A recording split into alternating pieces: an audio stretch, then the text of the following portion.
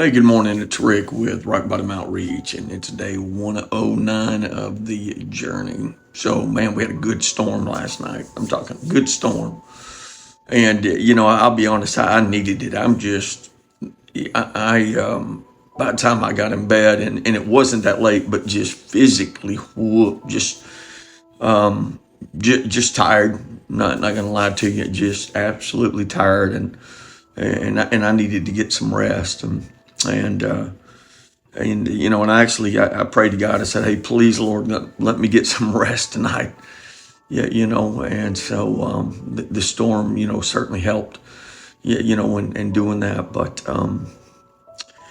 the one thing it reminds me of, the word says, "Come to me who are tired and weary, and I will give you rest."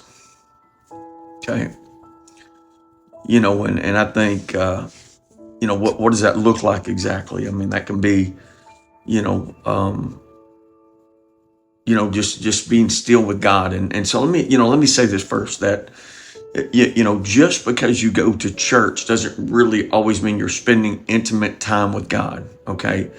It does not mean you're spending quality time, with God, because we can go to church and for an hour just get distracted and be thinking about lunch and the Cowboy game or shopping or whatever, or what so-and-so's wearing in there, or when is this going to be over, type deal. But, and so just being there doesn't mean you're spending, you know, really good quality time with the Lord.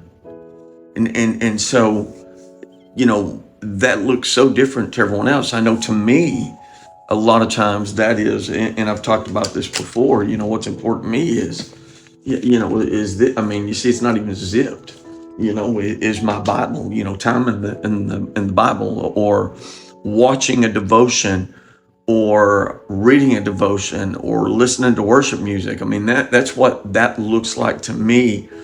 And just being still listening to that is something that gives me time and rest with the Lord.